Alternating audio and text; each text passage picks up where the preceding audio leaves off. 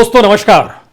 दोस्तों, सीमा पर युद्ध सरीखे हालात, सीमा पर भारत के जवानों का शहीद होना, लगातार एक साल से सीमा पर चीन के साथ तनातनी की स्थिति, लाइन ऑफ एक्चुअल कंट्रोल को लेकर लगातार इस बात की जानकारी देना कि भारत की सीमा पर कोई घुसा नहीं, लेकिन उसके बाद इस बात का भी जिक्र करना कि भारत की सीमा को छोड़कर चीन की फौज पीछे लौट रही है।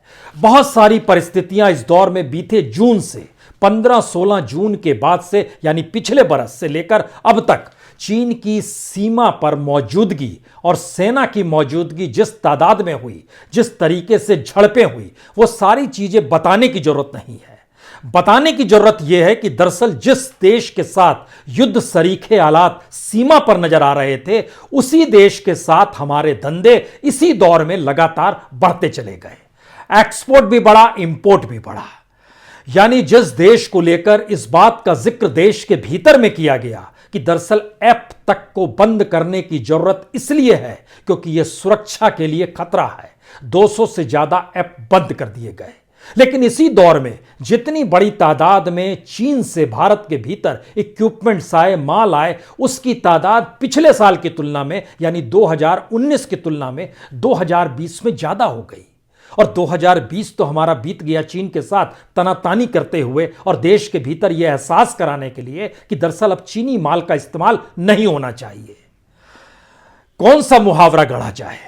क्या यह कह दिया जाए कि युद्ध और धंधे में सब जायज है? यकीनन, क्योंकि आज जिन आंकड़ों के साथ हम आपके साथ हैं, ये ministry of commerce and industry के जरिए ही दिए गए आंकड़े हैं जो साफ तौर पर बतलाते हैं युद्ध के हालात अपनी जगह, लेकिन उसी देश के साथ व्यापार और धंधे अपनी जगह। देश के भीतर आत्मनिर्भरता के नारे के साथ चीन के निवेश तक को करने पर रोक लगाने का जिक्र अपनी जगह, लेकिन उसके जरिए बिजनेस लगातार डील होते रहना अपनी जगह। यह परिस्थिति ऐसी है जो आपको हो सकता है इस बात की दिशा में बार बार ले जाए कि मुहावरा बदल डालिए। जंग और मोहब्बत में नहीं, जंग और धंधे में सब जायज है।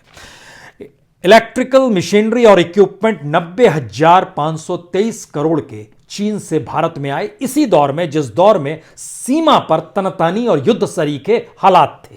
इसी दौर में न्यूक्लियर रिएक्टर 60,569 करोड़ के चीन से भारत आए।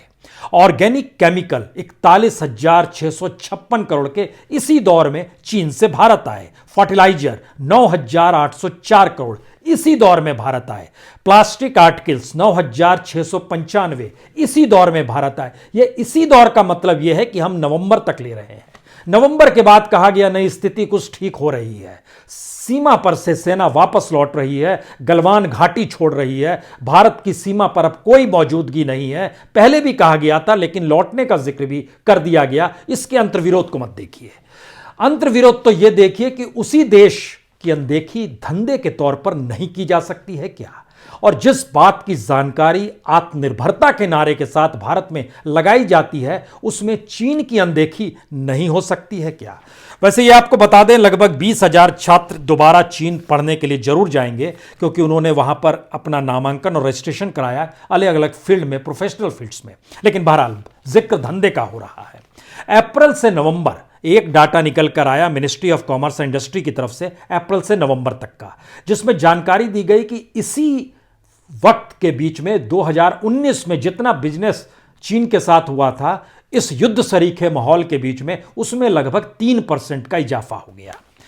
चाइना की तरफ से इसी दौर में 2,89,000 करोड़ का इंपोर्ट किया गया टोटल, जो कि पिछली बार अप्रैल से लेकर नवंबर तक के बीच में 3,29,000 करोड़ का इंपोर्ट किया गया था। आंकड़ों के लिहाज से आप कहेंगे देखिए कम हो गया ना, तो ओवरऑल इंपोर्ट जो किया गया था वो 2019 में लगभग 22,80,000 करोड़ का था, और इस बार जो इंपोर्ट किया गया इस पीरियड में वह 16,33,000 करोड़ का है। यानी उस बार की तुलना से इस बार की तुलना, जो टोटल इंपोर्ट भारत में सामान आया महामारी के दौर में, बंदी के दौर में, लॉकडाउन के दौर में, उसकी तुलना में चीन से माल 18% आ गया। जो ओवरऑल भारत ने दुनिया भर के हिस्सों से माल भारत में इंपोर्ट किया, उसमें 3% का इजाफा चीन के जरिए पिछली बार की तुलना में इस साल हो गया। यह पहला राउंड है। दूसरे राउंड में ऐसा नहीं है कि भारत भी चीन को माल नहीं बेच रहा था, भारत ने भी बेचना शुरू किया और ज्यादा बेचना शुरू किया। इस बार भारत ने 1,02,000 करोड़ का माल चीन भेजा, यानी एक्सपोर्ट किया। पिछले साल 2019 में यह माल 80,665 करोड़ का बेचा गया था, यानी व्यापार बढ़ रहा है। यह पहले राउंड की बात है। और ये चीन से जो कारोबार है ये सबसे मैक्सिमम है, मतलब इसमें अमेरिका भी पिछड़ जाता है, यूएई भी पिछड़ जाता है, हांगकांग भी पिछड़ जाता है, जर्मनी भी पिछड़ जाता है। यहाँ यह भी जानकारी होनी चाहिए कि हांगकांग पे कहीं ना कहीं वहाँ के बिजनेस मॉडल को चलाने के पीछे भी चीन ही है। और अभी हाल में ही भारत ने जो समझौता किया है हांगकांग की 3 कंपनियों से, उसमें जानकारी दी गई कि दरअसल 2 कंपनी तो जापान से जुड़ी हुई है और एक कंपनी एनआरआई की है। हांगकांग में उसका हेडक्वार्टर हो तो हो, लेकिन हम बिजनेस नहीं कर रहे हैं उससे, इस बात की जानकारी भारत की तरफ से दी गई। लेकिन दोबारा लौटिए उस बिजनेस को लेकर जिस बिजनेस का हम आपसे जिक्र करना चाहते हैं। दरअसल पूरे साल जो 2020 का पूरा साल है, उसमें जो चीन से माल भारत में आ रहा था उसकी तादाद ओवरऑल 4,24,574 करोड़ 58.7 बिलियन डॉलर की है। यह एक लिहाज से लगातार जो चीन के साथ बिजनेस हो रहा था उसमें सबसे ज्यादा आयात इसी दौर में किया गया। आपको कमाल लगेगा कि 2017 के बाद से ही, खास तौर से जब याद कीजिए डोकलाम हुआ था, उसके बाद से कहा गया था कि हम चीन के साथ अब आर्थिक तौर पर उस रूप में आश्रित नहीं रहेंगे, विकल्प खोजेंगे और नई परिस्थितियों को डेवलप करेंगे। लेकिन ये आंकड़े चौंकाने वाले हैं, इसलिए क्योंकि दोनों चीज देखिए, भारत के आयात को भी और निर्यात को भी। चीन से 58.7 बिलियन डॉलर का आयात किया गया, जो तकरीबन 4,24,574 करोड़ बनता है। जो निर्यात किया गया वो 19 बिलियन डॉलर का है, वह तकरीबन 1,37,429 करोड़ का है।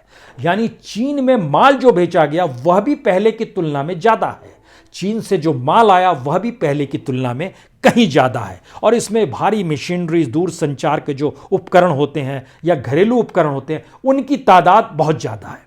इतना ही नहीं, इस दौर में एक बात का और जिक्र कीजिए, जब हुआ कि चीनी कंपनियों का निवेश भारत में नहीं होने देंगे, तो इन जनरल भी अगर 2013 से 2020 तक का देखिएगा तो चीन ने बहुत ज़्यादा भारत की कंपनियों में निवेश नहीं किया है। वो लगभग 15-16 हजार करोड़ से ज़्यादा का निवेश नहीं किया गया। ये तकरीबन 2.174 बिलियन डॉलर के तकरीबन बनता है। लेकिन इन सब के बीच बिजनेस जो लगातार आगे बढ़ रहा था और अंतर्राष्ट्रीय तौर पर भारत जो अमेरिका के नजदीक जा रहा था, अब वहां की परिस्थिति थोड़ी सी चेंज हो रही है। भारत जो लगातार एक अपनी परिस्थिति को पूरे अपने पैसिफिक में डेवलप करना चाह रहा था, उसको लेकर वर्ल्ड वाइड जो जानकारी निकल कर आ रही है वो बहुत साफ तौर पर है कि चीन की इकोनॉमिक ग्रोथ जो है वह अमेरिका के भी एट पार चली जाएगी। यह पहली स्थिति है। दूसरी स्थिति भारत के लिए चिंताजनक इसलिए है क्योंकि भारत जिस 5 ट्रिलियन के आसरे और जिस मार्केट इकोनॉमी को रिफॉर्म के जरिए जो लगातार डेवलप करने की सोच रहा है और बता रहा है, उसके बीच का सच यह है कि भारत भूख और कुपोषण की लड़ाई लड़ रहा है।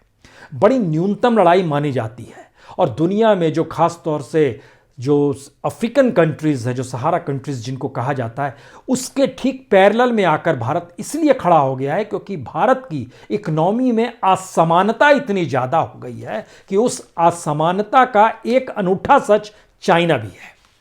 असमानता जब होगी तो इसका मतलब है कि बहुसंख्य तबके के पास पैसा इतना नहीं बचेगा जिससे वो मार्केट में जो प्रोडक्ट मिल रहा है उसको खरीद सके।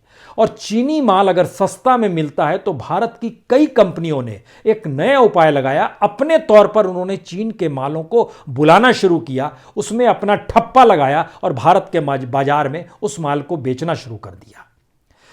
यानी व्यापारियों को नहीं रोक पाए, कंपनियों को नहीं रोक पाए, लोगों के भीतर एक राष्ट्रीय भावना जो चीन को लेकर शुरू की गई, क्योंकि युद्ध लड़ाई लड़ी जा रही थी लेकिन दूसरी तरफ इकोनॉमी को भी डेवलप करना है। इस कंट्रडिक्शन के भीतर में भारत युद्ध भी जायज और धंधा भी जायज, इस परिस्थिति में आकर भारत अपने तौर पर फंसा है। यह भी जरा समझना होगा कि ब्रिक्स इस साल भारत में ही होना है और चीन की तरफ से बहुत साफ कहा गया है हम भारत के साथ खड़े हैं।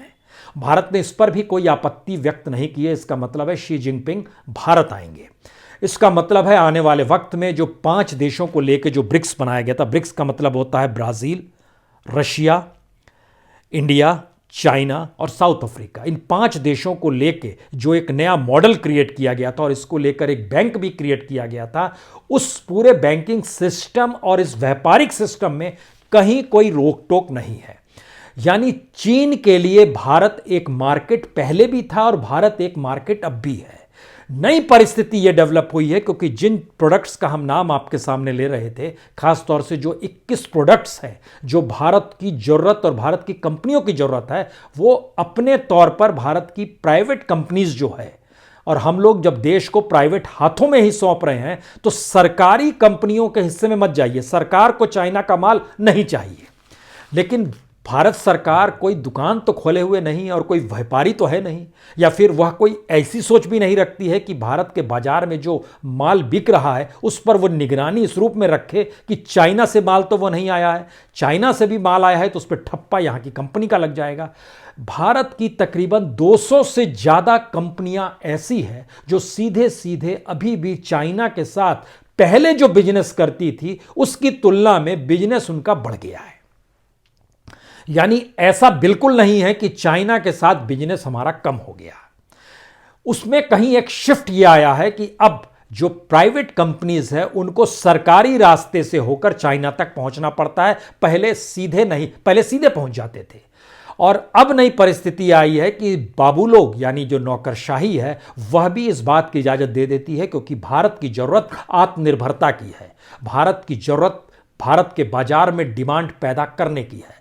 भारत की जरूरत अपनी इकोनॉमी को डेवलप करने की है। एक तरफ निजी हाथों में भारत के सामान बेच दिए जाएं, दूसरी तरफ उन निजी हाथों को वो पूरे के पूरे लाइसेंस दे दिए जाएं, फिर वो दुनिया के किसी भी देश में जाए, किसी भी तरीके का बिजनेस करे और दुनिया के किसी भी देश के साथ वह अपने बिजनेस को डेवलप करे। यानी 20 जवान शहीद हो गए, यानी सीमा पर युद्ध सरीखे माहौल थे। यानी इस बात को लेकर जिक्र हो रहा था कि वह किस जगह पर मौजूद है, फिंगर 8 पर है, फिंगर 4 पर है, कहाँ पर उसकी मौजूदगी थी।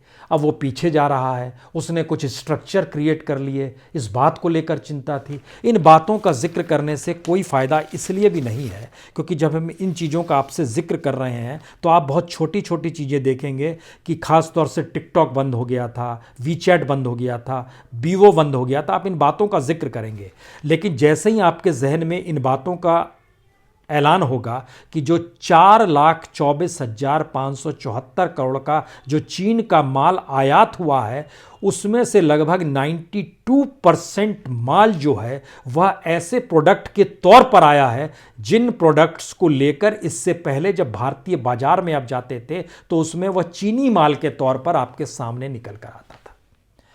अब वह चीनी माल के तौर पर निकल कर नहीं आता है, वो भारतीय कंपनियों के ठप्पे के तौर पर निकल कर आता है, लेकिन माल वहीं से वो आया हुआ होता है। यह एक बिजनेस का नया चेहरा है, नया रूप है। इसीलिए आखिर में एक सवाल है जो एक आत्मनिर्भरता का नारा भारत में दिया जा रहा है और प्रधानमंत्री खुद दे रहे हैं। उस आत्मनिर्भरता के लिए हमारी जमीन, हमारे खनिज संसाधन, हमारा लेबर, हमारा बिजनेस मॉडल आपको कहीं नजर आए तो बताइए।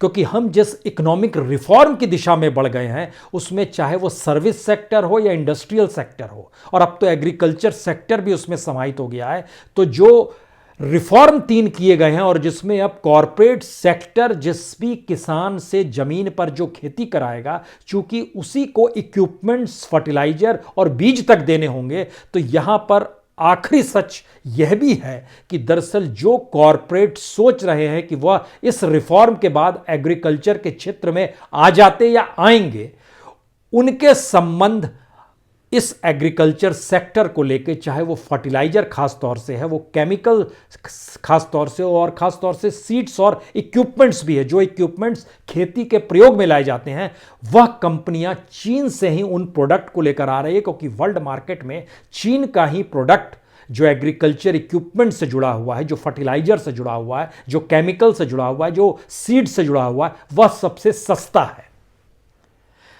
इस गोरख धंधे को जरा समझने की कोशिश भर कीजिए क्योंकि कल जब हम आपसे मिलेंगे तब इस देश के भीतर में किसान आंदोलन के एक ऐसे रंग से हम आपको मिलाना चाहते हैं जो शायद दुनिया के किसी भी देश के किसी भी आंदोलन में नजर नहीं आया होगा, लेकिन भारत में वो रंग नए तरीके से फल फूल रहा है। बहुत बहुत शुक्रिया, बहुत बहुत शुक्रिया।